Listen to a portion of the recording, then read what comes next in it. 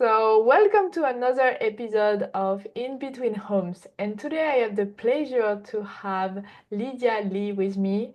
And welcome. I'm so happy to be here, and I'm in your one of your old stomping grounds of Hanoi, Vietnam. So I'm so glad to be in one of your little homes that you've had in the past few Yeah, years. I feel so connected already with Lydia. We haven't met yet, but it's happening very soon. We live in the same country, Bali, when we are not abroad. hmm And so, Lydia, tell us, where is home for you? Man, the good golden question I get asked a lot from my own friends and family back home. I mean, I've redefined what home means to me, I think like every few years, because I think it does change in how I feel about like where I'm at in the season of my life. For a long time, obviously, where I came from, where I grew up was Vancouver, Canada, and it was even when I was traveling, it was always a stop I make, right, every summer back to Vancouver and then Bali, obviously, right? Our first love, if you will, of a home base has been kind of more of my primary base in the past like decade of traveling and sort of living abroad. And I think once I adopted a dog in Bali a couple years ago, it's definitely made Bali more of like the stable, recurring home that I invest in the communities and the people and relationships that I know there. But like right now, for example, like we've been in Vietnam for 2 months. I'm considering it, and part of the trip here is to explore and experiment and test out how I integrate with this place by spending a little bit more time in it and considering it as potentially a second home base, right? And I've met some great people here. It's my third time being in Hanoi, but like now kind of feeling more settled in a neighborhood that feels more like me instead of like in Old Town Hanoi. I'm in Tai Ho, which is a lakeside community. And then I'm like, yeah, I love being here when the rainy season is happening in Bali, but still be in Asia, which is sort of my vibe anyway, and still be able to, work, to live, to continue to have my rituals and my routines every day. And so home is also changing for me, like as I look at other spaces, right, around the world. But when I really think about what feels the most most like I know I can be here, it's usually around the people I'm with. So if my friends and I go to a wild card country and live, like we went to San Pancho in Mexico, about 10 of us, right before the pandemic, and lived there for 3 months, that felt like home because I had my people with me. And so it didn't really matter that much if whether the place was perfect or, like everything was up to par. It was more about the relationships that I felt was meaningful to me. And that's what, in my opinion, feels more like home rather than like a house or structure. That's always the only definition of home. I love that. I love that. I love the fact that you also redefine, reassess what is for you home time to time. And, before was this place, and now you are considering being two different places because of the weather and finding your people in those places as well. So it's really refreshing because I have the same point of view on what is home. And it's in nowadays we can do everything, like we can really shape and design a life that is meaningful for us, and there is no one way to do that, and it's not one way forever neither. It can change, it can evolve. And so talking about change and evolution, if you look back at who you were, who was Lydia 10 years ago, can you kind of describe what was your life back then? Yeah, there's so much of me that are still absolutely the same, of who I really am. And then there's a lot of also like, I think leaving physically Vancouver, leaving familiarity, leaving family, leaving friendships, which was hard 10 years ago. Over 10 years ago, I've been on the road for almost 12 and a half years, right? It wasn't an easy thing because when I left, digital nomadism wasn't even a hashtag. It wasn't a thing. I think the only thing closest to that at the time was like Tim Ferriss writing the 4 Hour Work Week, which didn't talk about that much of living abroad, but more about sort of like ways to have work and freelance and, systems that allow you to work from anywhere, right? But when I got to, Cambodia the first time or Bali the first time in 2012, it was really quite hard, to be honest, to find other people like me who were sort of like not escaping reality, but wanting to have a new experience of how we define a work life, that included hobbies and time off, not waiting for that 2 week vacation holiday. I mean, I'm from Canada, you're from Europe, so you have way more time off than us North Americans, but, not living that day to day for the weekend, not living just for the holidays, but having it integrated as part of our day to day instead of waiting for pleasure, is having it more often. But that didn't start overnight for me. Over 10 years ago, I was in corporate. I was working in the international development industry or educational development industry, working for a big school in Canada, where actually a big part of my job was to travel. So I kind of have to say I owe it to that job that gave me the travel bug, that allowed me to see life and cultures and languages and food, that like I knew that was the biggest thing that captivated me for that job actually was being able to travel on their dime, and I would go to some fascinating countries, like countries I would probably never have visited back in the day, like Lithuania, parts of Ukraine and like Russia and, every part of Europe I've traveled to. Now, on meetings and working, most of the time, but it allowed me to see that actually brought me a lot of happiness. What I wanted to change was not being living out of hotel rooms every 2, 3 days traveling and constantly not having a personal life. Because at that time I was working about 65 hours a week, including all the travel. 6 months out of the year, I was on the road. We called ourselves road warriors because that's how much we traveled for the job. And so a lot of what happened during that career of mine like helped me to open up my experience to travel, but it also produced like my first burnout, right, in corporate, which was the kind of that transitional stage or like that sort of breakthrough from the burnout, that happened to me in Russia, actually, during a trade mission with the Embassy of Canada. I was promoting education in Canada, and I was locked in my hotel room one morning. I developed severe agoraphobia, which meant that any thoughts of being outside the door scared the crap out of me, and I had a panic attack over and over and over again for 3 days. Oh, And so what happened there was I had taken a holiday for 2.5 years at that time. I was working 65-hour weeks, I was pushing myself to the limit that I logically didn't see anything wrong with it because everyone else around me was doing the same thing. It felt normalized. But my physical body and somatically, it was like, no, we're going to put you down, girl, because you ain't thinking straight. So physically, I had to break down to kind of take it seriously, to really take a pause to realize this job was actually killing me. And it wasn't providing me what I believed was the success I was looking for, because everything else was like a tick, tick, tick. I was getting a promotion. I was about to be made partner. I was paid 6 figures. I had great benefits and it looked like a dream job on paper. But actually, the pressure, the work-life balance, even the politics around the corporation really took a toll on me. And I didn't really wanted to look at the truth of those things because I was so busy chasing the status of the job, the promotion, the money, the like, oh my God, I would never be made partner anywhere else. I have to take it and do whatever it takes to get up there, you know? But it's like that old saying goes, you go up that mountain and you climb your hardest to get up there, but then the view's not what you were expecting, and that almost became more depressing because I worked so hard to get up there and it was not what I actually wanted. But it was, as I said, as much as it was a difficult time emotionally and physically for me, it was the waking up moment, the awakening of the necessary things I needed to do to get a therapist, get support, to understand what was causing all that misalignment and health issues I was having at that time. so you mentioned you reach out to a therapist. What was the process for you to really guide maybe others that are experiencing this type of burnout or not far from this burnout or really into it? What did you do exactly? How you unfold this process before to probably leave your job? Hmm.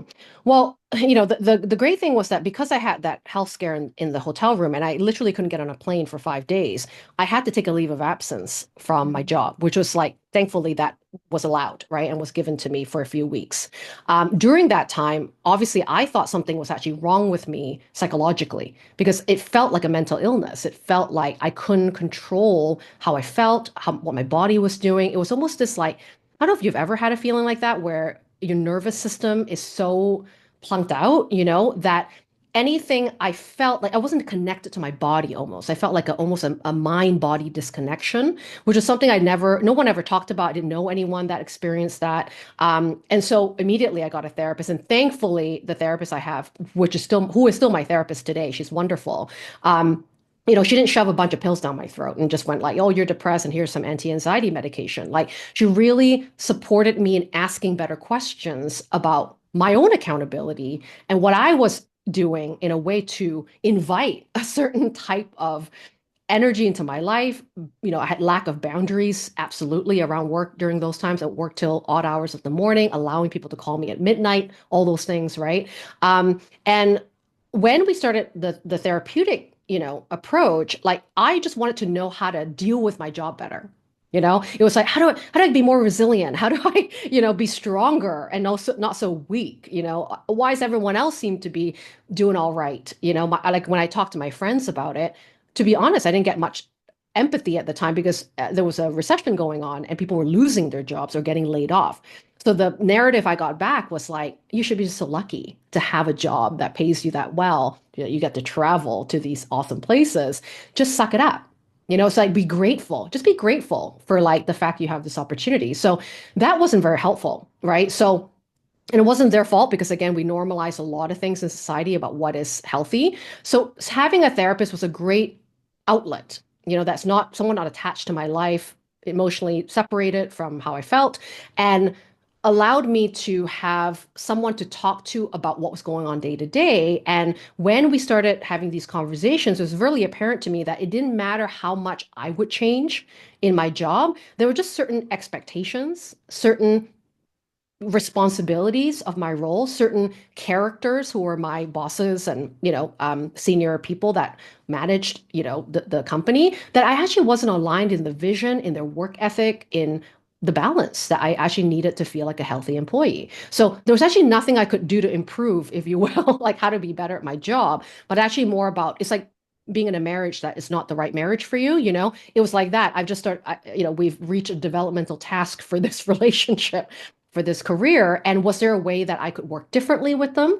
Or is it that it is goodbye and I do something different? And actually, from having those conversations with her months, even months after I went back to work, that was what actually gave me the courage to pitch a different work approach to my boss. So my bosses actually ended up being my first clients because I pitched a consultancy.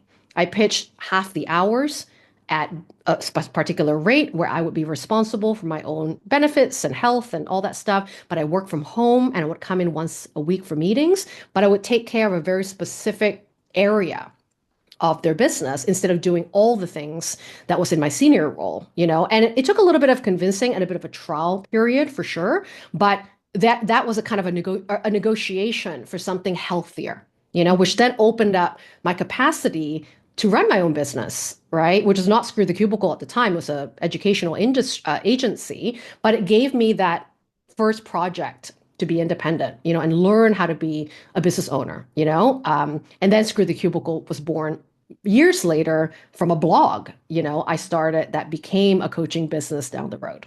Okay, we will get into that. I love the fact that by doing the work with a therapist, you really, and the parallel you did with, it's like a marriage. Like when you are in the wrong relationship, you try everything until the point like, oh, maybe it's time to leave because Mhm. you set your boundaries, you set your needs, you set all of that, and then you just realize it's not possible. So at some point, you found a way to live, and actually in a very smart way, because then it became your first client. So it's Mhm. it's what I love about stories and seeing the path for different people is there is not one way to do things. And when we are able to articulate what do we need, what are our boundaries, how we want to work, like you did, you have been able to kind of pitch this to your employer that became your client. So it's so Mm. powerful to see that. I Um, think what was like, I was going to say also, what was an important part before I did the pitch was like, and again, working with my therapist around that and another coach that I was working with at the time was like, not to just say yes to every opportunity, because sometimes you get desperate, to be like, okay, I'll do whatever it takes because you feel bad. You feel bad about letting people down. Like I was a massive people pleaser, right? That's what got me into trouble in the first place, not having those boundaries. So my default setting was like, oh, I'm breaking up with them. So I need to like give them something, I need to be generous. I need to, give them more of my time in some way, to not leave them high and dry, and being very like responsible in a lot of ways to whether or not they were upset with me or were disappointed with me, and so having to work that out and understanding that these choices are actually what makes me a better contractor anyway, if I have better boundaries about what would produce the best work, that it's not working full time, that it's not going to be the exact role I left, but a new role, an evolved role that actually will still be a win-win. They'll still get more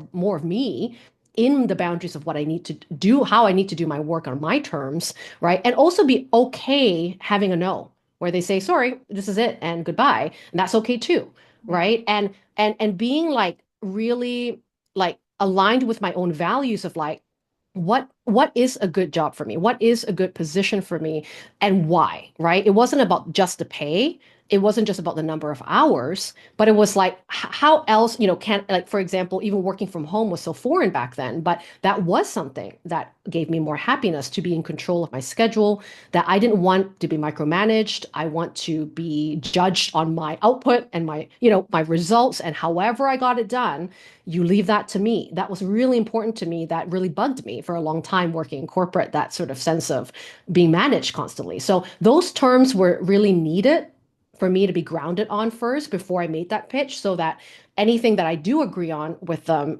felt like it wouldn't be something to just make up for leaving them, but it was more, hey, this is a new way of working that's going to benefit us both. Yeah, it's like bringing value, bringing added value to a new way, a new agreement, a new contract form that is win-win for everyone. I think it is a thing in corporation where where we are when we are employee, we're kind of super happy at first, and then we feel screw up in the Hmm. process at some stage because then we overgive and maybe we are not seen as valuable or we don't get the benefit or we give everything. I burn out as well, so I know the feeling of that, or where we are so passionate and dedicated, and then when we actually burn out, it's just a misbalance between the environment that support and us, and of course there is always a part of responsibility on us, but also the other side is the environment is not always the environment that we need. So by shifting, by assessing and seeing how you can bring value, and it's what Lydia has done in her journey, but to those that listen today, how can you bring value to your company, to your client, to your employer today? And maybe having, coach or therapist that's going to help you to kind of shape a new way of dealing a new business agreement. I am 100% convinced that the future is around that. It's a win-win Mm. formula for everyone. And some people need a 9 to 5 in the office. Some people like you and me need more freedom, and it's how we bring value. But then whatever the detail of that agreement, you just need to know what suits you, what is relevant to you, that may be slightly different than Lydia's and Lucy's and someone else. Mm.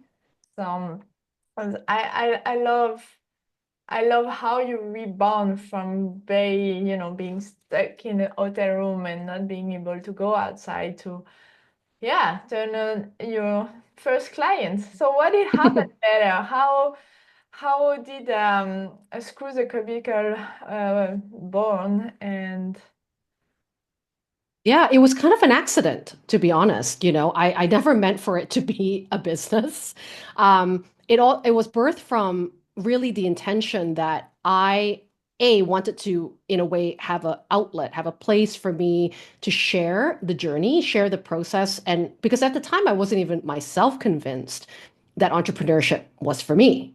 You Mm. know, I was the only person in my friend group that had a business. Everyone was pretty much, doctors, lawyers, and different industries that were climbing the corporate ladder. And that was I couldn't talk to them. I loved them, but it wasn't something that I could talk to them about an alternative career path that wasn't traditional and conventional.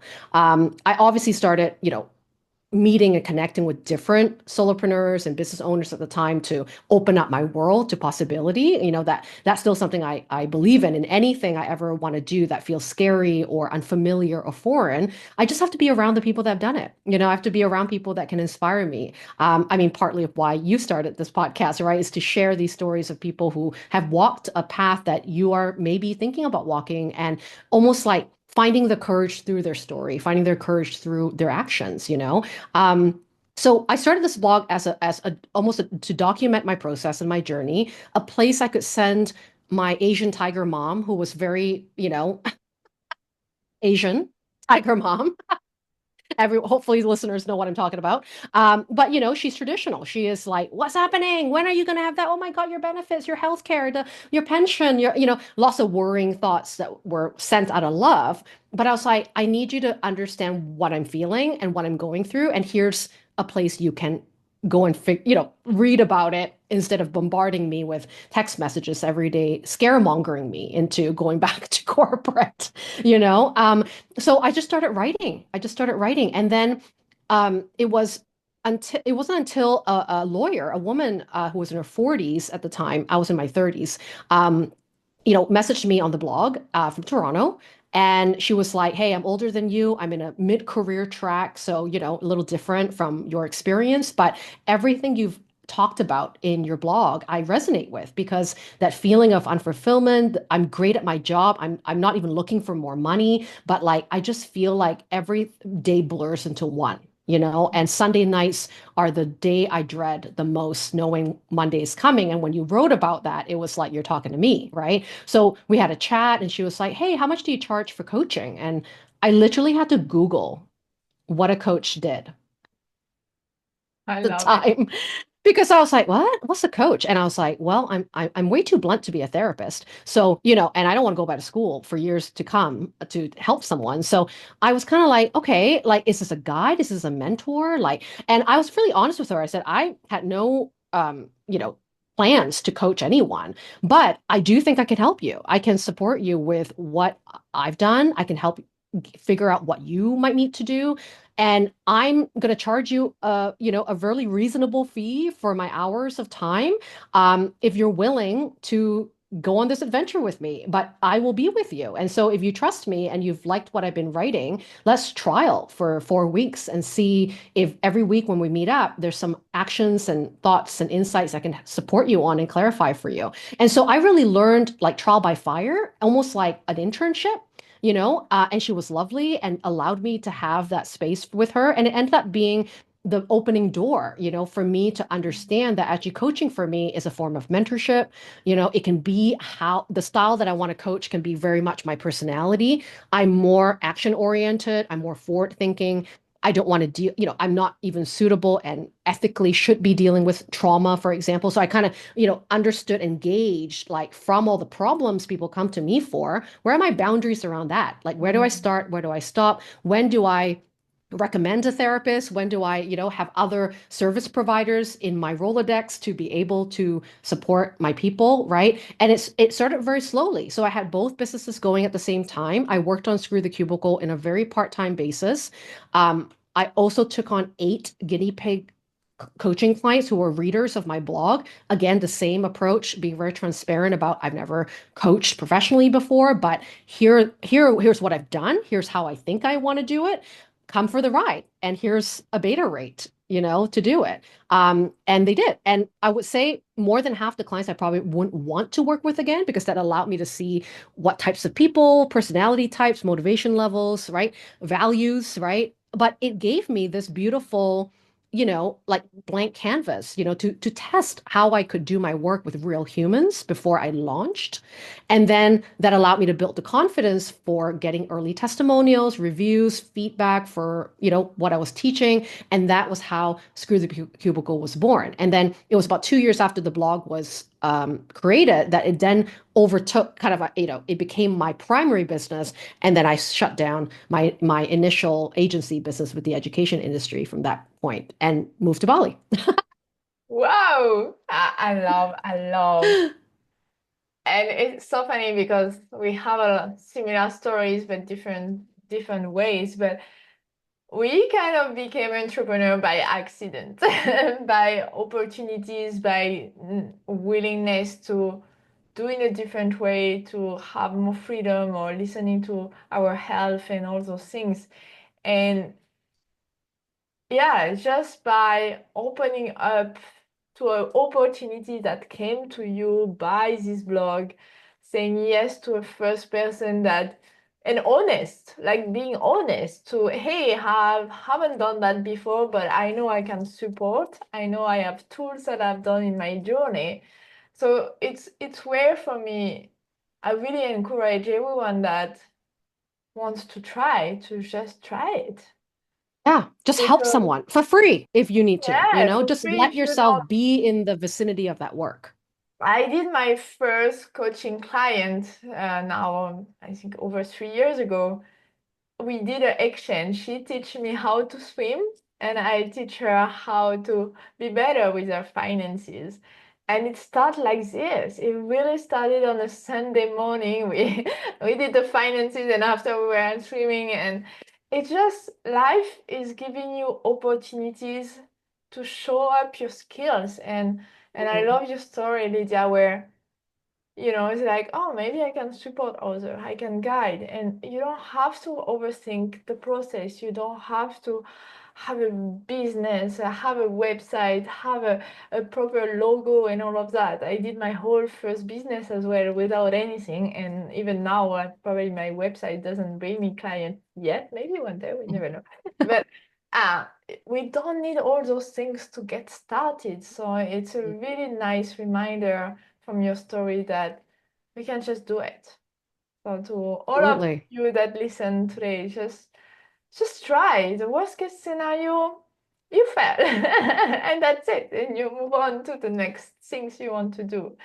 And So even in those failures, so, like when I told you about, right, more than half of those beta testers I would not work with again. That to me, I didn't categorize that as a failure. It was a learning. It's like dating. Like you date a bunch of people and you're like, whoa, that looked good on paper. That was not good, right? And you learn every single time you go back out there again, especially with clients, is like sometimes just because someone has a problem to solve that you can solve doesn't always mean that you are the right person for exactly. that because you may not see eye to eye sometimes in the philosophy or the approach, right? And sometimes just getting your feet wet with yes, casting a wider net to start, and being okay with the expectation that there might be some things you can't do or you might fail, quote unquote, fail at. But all those always teach you some right insights around who you are, what you want, who's right for you, what are the boundaries of what you do and don't want to do, right? But you can't get to those answers without doing something, without experimentation. It's kind of the same way of how moved to Bali. Like that was not my expectation was to live there forever, ever, ever. Even till today, I have no idea when I might leave or go somewhere else, right? But it's so almost kind of being in that mind of like, I'm just like for right now. Right for right now means I'm able to do this. I have the capacity to do this. I like it so far enough to do this, right? And you continue until otherwise, is not the same, right? And then you adjust and you adapt as you go. Exactly. And I think that's the only way we can deal with fear and uncertainty is to just know the next inch, the next half step, and do that so that the next little door opens and then you're a little deeper into understanding what you need for the next step and so forth. Yes, yes to all of that. It's exactly this. There is no failure. It's just lesson learned and adjustment and adaptation, as just you mentioned. Is life is a journey, and then you unfold things. At the beginning, when you don't have clients, you take a bit of everyone on board, and then more. more you have client and less you have time, you're a bit more picky. And it's the same. It's like, oh, now I can actually choose the people I really want to work with. And Yes. by choosing, because a lot of people have been telling me like, yeah, but what if I miss out, or I could help. But it's like, it's gonna take all your time. Or it's gonna don't be a good exchange in terms of energy and all those things. So it's very important as you grow, as you develop, to kind of select the people you would love to work with. And even me, I remind myself now, even this month, like with who I really would love to work with. And the answers are different than last year because I'm a different Mm, person. I'm growing in a different way. I'm able also to see more what I bring to others, and I want to bring in a different way than before. And that's it. It's a journey. So, mm. so have you ever think going back home to Canada? Well, I was going home every year. This is going to be one of the first years I'm not going home because I'm building a house in Asia, right? So it's changed, right? Like again, right? The whole definition of commitment and right little things that are right for that season of life. And right now I'm in nesting mode. I've built wonderful decades worth of relationships. I want to be closer to the people, my chosen family, if you will, of like, we're at that age, people are raising their kids, they're starting families. Some of them aren't, like I have lots of varieties of friends that are child free and, in a couple relationship or even divorced or, all sorts of varieties.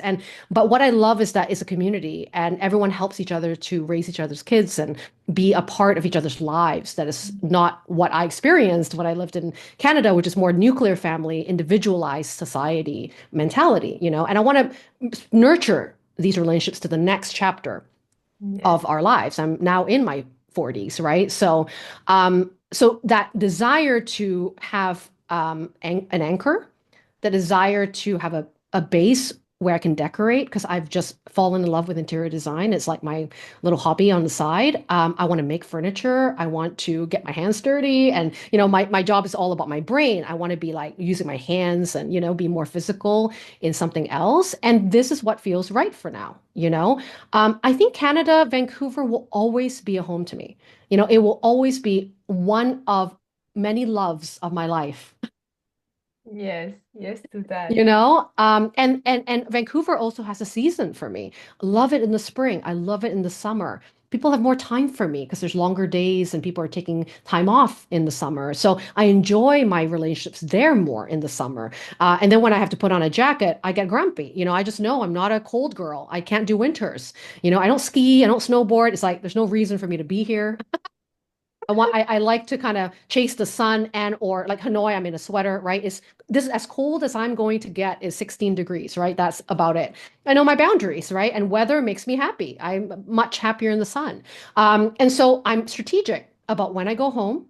I'm also strategic about planting the seeds to my friends and family there to meet me elsewhere as an adventurer to see each other every year. It changes the dynamic. And actually, it's beautiful because when my friends meet me elsewhere instead of just Vancouver, they get a new experience too. And we get to make new memories in a new location, in a new dynamic than just our usual stomping grounds of the same zip code or neighborhood that we grew up in. So all of that is wonderful for the nurturing of my relationships and so forth. So I'm never ever going to say Canada's no longer a place for me. It absolutely has a place for me there, but not full time, right? And also Bali's not full time, right? I and until otherwise, right? For now, I like the variety. I like the long-term stays, but I love having a different experience, in my life every few months. I feel so home chatting with you. It felt like so, yeah, so creating new memories with people from home, like where we grow up in a different location. This is so meaningful when people are important to you in your life, and I believe everyone, if you really think about it, you all what make life a good life is the people in our life. It doesn't Oh, matter true. where you live. You can choose where to live, and us, we are more summer persons, so which is Mm, fun. But it's the people. And then I've been also creating some weekend experiences for my friend and all around Europe for my European friends and in Asia as well sometimes and all of that. And I just love to give opportunities to my friend to get out of home. And it's where life could become really beautiful. So I ask you this question because, when you were in corporate and you transitioned to more entrepreneurship, you say you didn't really have a circle around you that people in like knew the path. How is it now for you in terms of having maybe mentors or circle of friends? Mm. I would not be who I am, personally and professionally without people, without guides, without mentors, without friendships, and I'm a huge believer in community. It takes a village, to be the best self you can be, and I think we're much more in tune with that now, especially going after, post pandemic. We've realized how much we need people, how much joy we get from people supporting our lives. I absolutely am very intentional when I pick pick a coach, when I pick a therapist, when I pick anyone who I respect to, spend time with me, every single year to support me to advancing towards the version of myself, personally and professionally in a way that I also respect. So back in the day when I first started, I would just probably pay to anyone that looked successful. Like my first year, I'll be like, oh my God, that coach, she's brilliant. She has great branding. I would pay, to be coached by that person.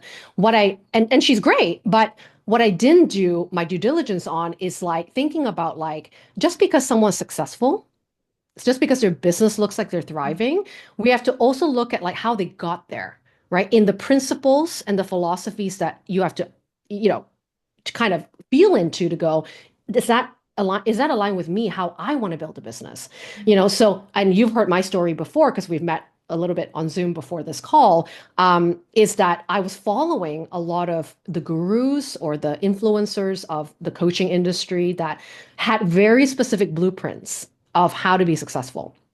Right. You've probably heard it. It's like you got to have a book, you got to have group coaching, you have to retreats, you have to then do this. It's like this funnel of whatever, right? They tell you have to do. And I did all those things like a great little student in my second and third year, and in a lot of ways received a lot of financial success from following some of those blueprints. But then what happened in 2015 was I had my second burnout, even more severe than the first one, except I'm the boss and I'm the one causing it the most, right? And having, again, a very successful business on paper, just like my corporate career, but internally I was, overworked, overburnt out, launching 8 times a year, had a big team, all the things actually I didn't realize wasn't the model, wasn't the structure that I really wanted to go into. So then I had to revise who then I learned from. Mm. Now that tweaked, like, okay, I do want to work with successful people, but like also other things are important to them.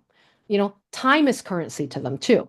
They don't want to work 40 hours a week, but they want to serve their clients well, powerfully, impactfully, having great systems in place that I enjoy looking at their lives, that, I would love to trade places with them, right? That's a good sign usually, right? And it's not the only metric to measure someone's success is just about the financial part, And so that brought me to a new circle of entrepreneurs that didn't only think that doubling their income or doubling their revenue and all those things, or getting a bigger audience, things like that, is the metric to meet.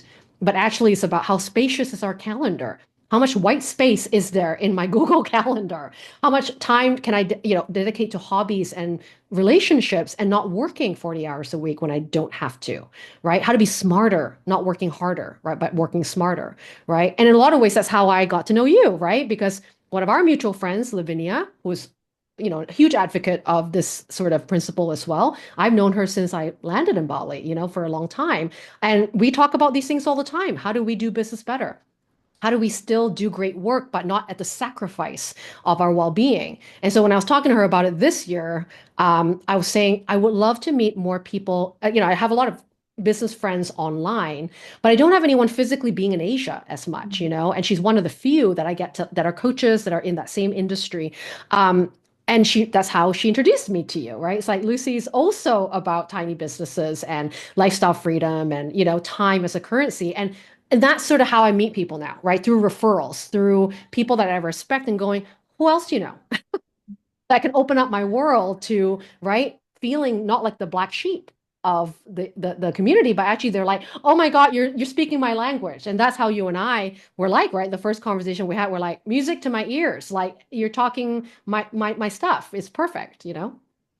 Yeah, and it's such a great piece of advice what you say, because in my journey has been the same. Like I've been in different coaches, and I, they were where I thinking I wanted to be, but yeah, the journey to go there was push hard, do hard, like Do don't more. give up. And it was like, oh my God, I'm tired. I need space. I need integration. I need pausing. I need the yin part Mm, into that as well, because I burn out, because I don't want to be the multi-billion business if I don't have freedom anymore. So it doesn't mean I mm, don't want a big business, but it has to be within my terms, that's and maybe right. it's gonna be smaller, but it's totally fine. So knowing your definition of success, knowing how you want to make things, and finding mentors or coaches that align with that is super important. So I really love everything you have explained. And step by step, when you find those people, you feel, you feel home in a way. This word keep coming back to me when I Yeah, listen you feel to people. seen, you're like, Yeah, because I it's remember like, when I oh, used to, I'm not the only crazy one that's that it. Yeah. And that sometimes wants that to is do the a very thing. business. That's it. Yeah. Yeah. That's the very thing that changes the trajectory of the journey. If I didn't meet some of these people that said, "Oh my God," like what you thought, when I had this epiphany where it's like, you know what, I think I made a mistake. I did not want to manage a team, and yet I have one. Now I feel guilty letting them go. I didn't actually want to launch 8 things this year, but I did it to meet my revenue goal that I, created out of thin air. And I felt weird saying that because I would say those things to certain groups I was in, and they'll be like, "Oh, you just need to scale. You just need to hire better. You just need to, it's all these like, keep going. Like, it's okay to go big. It's okay to make more money, right?" But actually, I was saying, I don't want to make more money, which was to them, they're like, "What? That's ridiculous, but when you find the right person, you go, I actually, like at the time I was like, I just want a little cozy business. I want my business to feel like a warm sweater, that and how I market is like not to the masses, is I want to invite people to my living room and have tea with me, and it's cozy and familiar, and it's small tribes and communities, not big, a big brand or being famous. I don't want any of those things. And when I said it to the right people, they were like, absolutely, you should have that. Yeah. Let's figure out how you can get there. Now, all of a sudden, you feel validated in that deep truth you have, that business can feel different, business can look different. And my idea of success is mine. Not to be compared to the Forbes people or the whatever. This is how I want to live. And I think surrounding myself with people who do life that way, who do business that way, gives me the boldness to take those actions and know, yeah, I'm on the right track rather than I veered off path. And we may end up on Forbes one day, but not because we want it to be. Because we pursue what was meaningful for us, and Mm. exactly on the way that we want it. And some my business coach last 2 weeks ago asked me like, how many person do you want to serve this year? And I was like, I think 10, but I want to go deep dive deep, Yeah. like, and it was quite a shock to myself when this number came out of my mouth, because I was like, okay, so I need to do things in a way different way that what I actually planned to do a week ago. I was like, but it felt liberating. It felt so much Yeah. space, so much freedom into that, because I know if I work only with 10 people, I can go so deep, and I love deep work. Yes. That's what I discovered too. When I was doing, like, I love teaching. I like courses to some degree, but I don't want it to be my primary Mm. offer. Exactly. Because ultimately my best work is when I have clients I can be with for like, I was just on a call right before this with a client I've been with for 11 years, and to see her grow and evolve and get the life she wants and go through all these different stages of life, together is so fulfilling to me. And I'm not saying everyone's built that way, but I am. And I need to honor that. And when I honor that, the depth of the work, the going deep, I'm more one-on-one than I am one to many, which brings me more joy. That changes my price points. It changes the fact that I'm more of a premium coach rather than a course creator, and those activities of how I sell that program or market for that program is very different than trying to fill 100 seats. I'm only trying to fill 10 or whatever, right? Like it's a whole different game, when you understand the right metrics that are healthier and, as you say, more liberating for our business. Yeah, and I see, a potential big impact as well. I'm not driven by impact, Yes. but it's a word that a lot of Exactly. people use. And it's like, sometimes you can touch one person, but this person is maybe having 20 employees or 100 employees, and it's going to impact 1 million lives. But you just don't Mm. know, you won't know exactly, and it doesn't matter. But you can, so it's why there's so many ways today to serve, to be on purpose, to be on mission, to share your knowledge. And I, as much as I love teaching, I know I love deep work, so I want to do both as well, and I'm doing both. Exactly. Hmm. But I'm not going to push so hard the teaching part. Like, it's gonna come when it's gonna come, and maybe it's gonna be a room with 10 to 20 people, and that's it. And maybe I do it once a year, and whatever, it's Yeah. like you're just gonna decide, because if you don't decide, it's what you just say. You are going to experience again burnout within your own business, and you can't Mm. blame anyone anymore because you Hmm. are the boss. you That's you it. could have been on holidays if you wanted to be on holidays. That's So right. I have experienced that the same as well in my first business, being burnout within the business. And I was in the plane back to France, and I was like, I need to change something. I need to stop working 7 days a week in Bali and not enjoying Bali life anymore. No, I Oh, feel you. I've been there. Yeah. Like I yeah, used to say to my therapist, I was like, I thought I took, myself out of corporate, but like the corporate cage mindset followed me. And, exactly. it can appear again, right? It's not just about leaving. To me, screw the cubicle, even the philosophy of it's never about just leaving the cubicle. It's a frame of mind. It's a way of how we think we have to do certain things to achieve certain things, and even myself fall into that trap can fall into the trap often, when we aren't intentional about what's enough for us. And that's still a question I still struggle with sometimes. What is enough? Because especially in the society we live in these days, everything's about more. Everything's about Mhm. filling our homes with more stuff, more this, more that, and that and learning how to almost like be at peace with enough, has been an ongoing learning almost, that I have to keep remembering when I make these decisions in my business is not to constantly strive for more, but enough is enough. And that's amazing, to know that limit of what that is too. Yeah, and knowing what is important for yourself, it's not just business in life. You have family, Right. people, love, your relationship with yourself, your health, the fun. Like, we have so many things to put actually in our calendar. So, like, shifting from corporate to entrepreneurial life is really we have the power to choose how we fill in this calendar, and we need to kind of screw that mindset that we had before, because it's a zone. It's going back to our comfort zone, like being busy Mm, all day long with work is just something we know. So of course it felt good. And I mm. remember the time after COVID when I left corporate again, and from 10 hours a day to or like 1 or 2 hours a day where I was working for my business, I felt like, oh, maybe I should do more. And part of me tell me like, no, maybe you just go to the beach and enjoy your life. And it's gonna be enough to work maybe 2 hours a day for now. Mm. So it's really on us to be monitoring.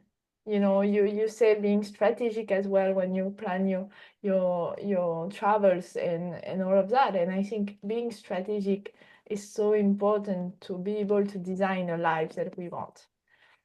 Absolutely. So, what would be your advice for our listeners that would love to leave corporate or starting creating a life that is more what they love, where they would feel more fulfilled and satisfied? Hmm.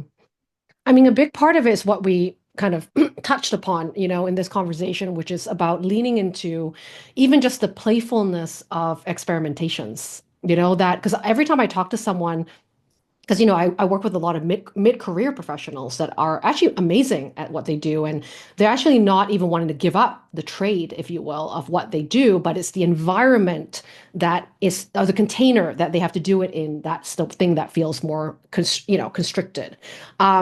And they always say to me, "Oh my God, I have to throw everything out the window. I have to, my degrees, my masters, my all that money I spent on my education is gone, if I start over." And it always feels like such a heavy decision because we've made it into this huger mountain to climb than what it can be, which is a simpler version of exploration, right? I think don't give up your job right away, like first of all, find ways to be healthier at your job, like it's not, and no, it's not forever, but we got to fix the baseline first, right? You got to go to work right now. You have to pay the bills. You've got to, you can't just, unless you have a silver spoon in your mouth from inheritance from a rich parent or something. Most of us have to work. So it's unlikely we can just quit right away. But I think there are improvements of what we can do in our work life. It's not perfect, but it can improve how we shut off, when it's time to shut off. We don't allow people to contact us if we don't want to be contactable on the weekends. Leave work on time, things like that. Don't eat at your desk.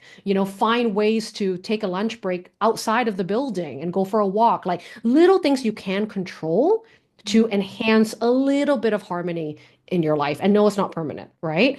And then the secondary thing is that exploration part. Like, what are some of the like wild ideas that you can think of that likely are the things people are already asking you to do for free? Like, I know my friends come to me for all sorts of things I never charge them for.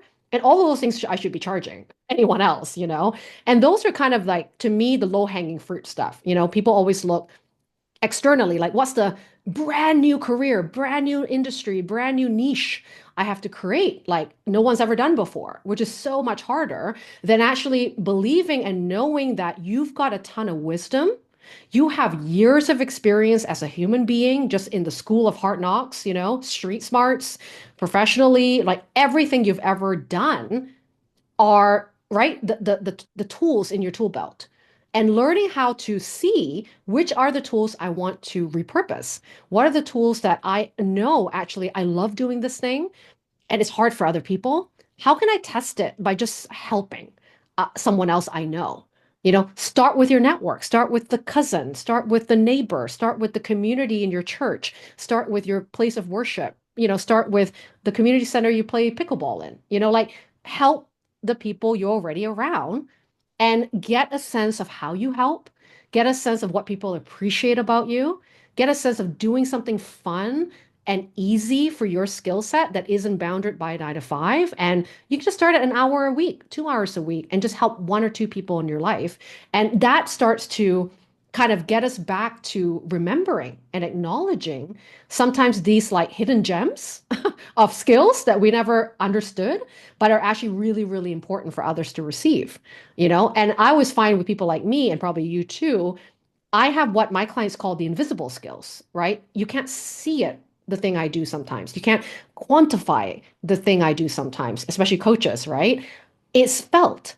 It's a deeper transformation. It's step by step of, almost like compounded experiences to allow someone to receive the full transformation. So it's a slow and steady kind of transformation that isn't a thing you see like a web designer or a writer or, something you can produce like that.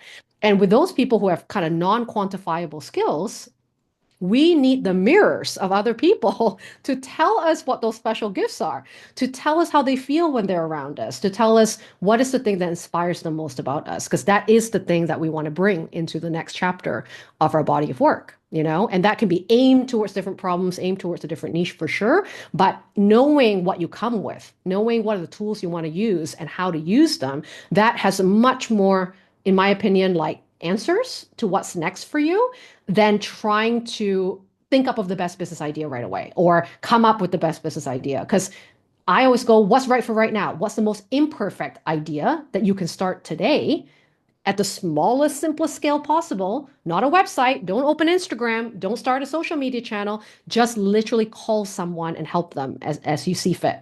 And that sounds so simple, but it's what we don't do because we're always looking for more complicated, complex ways to prove ourselves, in the world. And I think we don't need to do that. So start small, start simple, and be in that internship I talked about.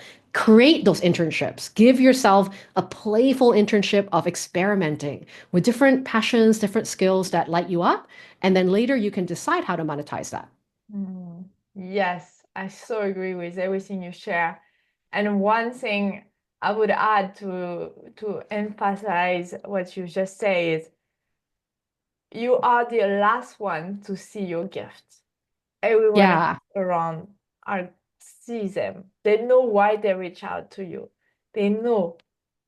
And the thing is, what helped me in my transitions as well, it was the thing that you do with so much ease is Mm, actually your gift, but you don't yes. value it. You don't. But it's where the gold is for you. So true. Yeah. So I love finances. Yeah. One of my pillar of teaching. What is your relationship with money, with finances? Oh man, it's been such a complicated journey since I left corporate, but I'm happy to say that these days are definitely my best relationships, milestones with money because of the deep work I had to do. I wish I met you, 6, 7 years ago when, even when I was making a ton of money, I wasn't feeling at all wealthy. I wasn't feeling at all that it was enough. I came from an immigrant family. We were very poor when we left Malaysia and when I was 10 years old to immigrate to Canada. And so every conversation, every narrative about money has always been negative and a burden. And so even leaving corporate was such a hard thing for me, not because of the fact that I didn't have other opportunities, but it's almost like I was disappointing my family that has sacrificed so much for me to get an education and be in a country that had more opportunities for me, and kind of washing it down the drain, and then going with something risky, that I would never be able to make up for later on if I made the wrong decision. So it's almost kind of like I have one chance only to make money. Like that's the kind of thing I've been instilled with. So I was very afraid to take risks. And that's why the power of exploration and experiments was such a big one for me, because it allowed me to keep safe still, like not give up anything right away, but just take little tests that allowed me to see whether or not I could be profitable or see if I could be successful somewhere. But in the journey that I've had, one of the things that have really helped me to have a better relationship with money is actually to be able to face it and have conversations with money more often. So when I worked with a money coach in 2000, actually right after my business burnout, it was like 2016, 17, one of the things that she had me doing, which again sounds so simple, is to schedule in these Friday 15-minute money dates. And the money date was just me going to a cafe, getting my favorite coffee or tea or piece of cake, making it a joyful experience to look at money, not another spreadsheet kind of vibe, and just open my accounts, just be in the know of being liberated, right? From just knowing about my debts, knowing about what was coming in, not to shame myself if something didn't work out, but just to like be clear on what is the status of my relationship and thank money for being a part of my life, rather than it being this like horrible enemy that I could never understand. And just even looking at my bank accounts, that took, I don't know if anyone else felt that way, but I used to be the girl when I was in corporate. I would cover the total of my bank statement online and then just pay off, the minimum because I didn't want to face what I've done. That was how avoidant I was with money. So even having these little money dates helped me to like understand where I'm at, make different decisions about my business, right? It gave me autonomy to be in control of it rather than to be controlled by it. right? So something simple like that changed my life. And then using the profit first, like book and technical parts of knowing how to pay myself well, knowing how to have profit, knowing how to have funds for a rainy day, knowing how to pay ahead of time for team and consultants without dipping into my savings or my credit cards. Like all of that helped me to understand money differently when it comes to business profitability, not just my own salary I pay, but all these other moving parts that need money in my business to feel safe and stable. If there was a dip, right, that could ever happen, as you know, in business can happen, I'm not panicking and, doing anything high risk. Yes, you are the perfect example that everyone can reshape his relationship with money and keeping it safe. You say it as you're transitioning out of corporate, exploring and all those things. And I think with money is the same is by having a good relationship with money, we can create this safety and control it and not being controlled by that, not making decisions for money, but making decision from a place of what we want to do and what we would love. Mm. Is there something you would love to add? I have a five quick and question to ask you to close up. But if there is something on your heart that you haven't shared or how you support people today, please feel free to Yeah, share. I want the little rapid fire questions. I love those. Yeah, I think we talked about so much good stuff today. And I mean, one of the things that I always want people to know is like, obviously I'm a big advocate of the tiny business model, right? But also when I talk about that, I don't always mean like you have to have a small, tiny, like it's not like that you can't go big if you want to. Like it's not about the actual size of the model, but more about like, is that something you want? And what's intentional about your decisions that you make? And actually, to me, you should start thinking about those things even when you haven't started a business so that you don't end up like me at 2015, having that burnout, building a Frankenstein of a business that was not aligned at all and having to backtrack and burn out and take time off work, those things that not necessarily need to happen. So even for the new people, like new entrepreneurs or even thinking about leaving corporate and become an entrepreneur, thinking about that, what we talked about, what's enough, what is my financial goals, right? Knowing what I need, right, for my life in this season of my life, not forever, but like what's my first goal that is going to help keep me joyful right now is the only goal to meet. No need to think too much into the 10-year goal just yet. Just what can I do today that I can manage, right? And thinking about how you want to work. Because if you make a ton of money, but you are working in ways that make you want to vom every day because you hate your clients or you hate the approach or whatever, that's not going to be good money, right? It's not fulfilling money. And so, like, I work with a lot of introverts, for example, like the way they market, the way they get clients are very different, in their personality type. So when they take on these like huge, like visible, I don't know, visibility strategies they learned from some Instagram expert, and they hate doing all those things, being on video, doing whatever they don't want to do, it's not going to feel like you're making money that feels good. Yeah.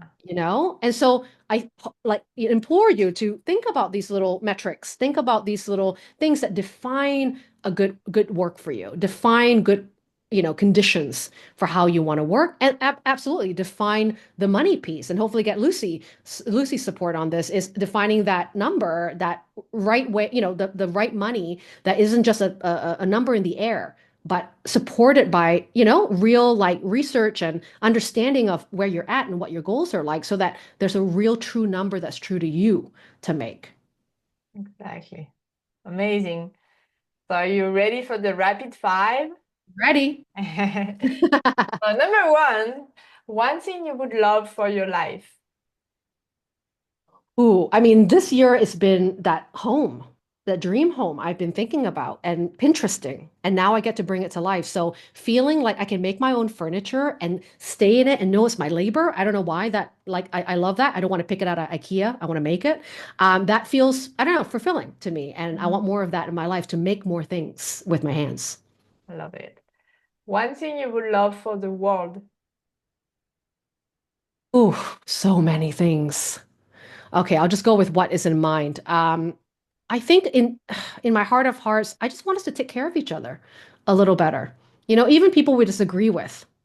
even people that don't always see things eye to eye. I'm having a bit of that struggle sometimes with my family and my circle of like, they're great people, but we may not see things politically the same or all sorts of things. And that is okay, actually, that there are some common ground in ways that we can still take care of others, and each other, even when there are some messiness going on in the world that wants to split us apart, Mm. wants us to be not caring for those people and the othering of people. I want to be better myself too around not being as triggered and not, closing the door on certain people just because I disagree with them, but opening up a conversation in a different way, and finding the good in others too. I love it. The worst advice you have received. I guess in business is the make more money, go bigger all the time without consequence, without that's just the goal. And I think that is what happened in my burnout is following this number, following this track without um, checking in with myself if that felt good. So yeah, the more is more mentality is what not didn't really work well for me. Mm. What is the best advice you have received? Hmm.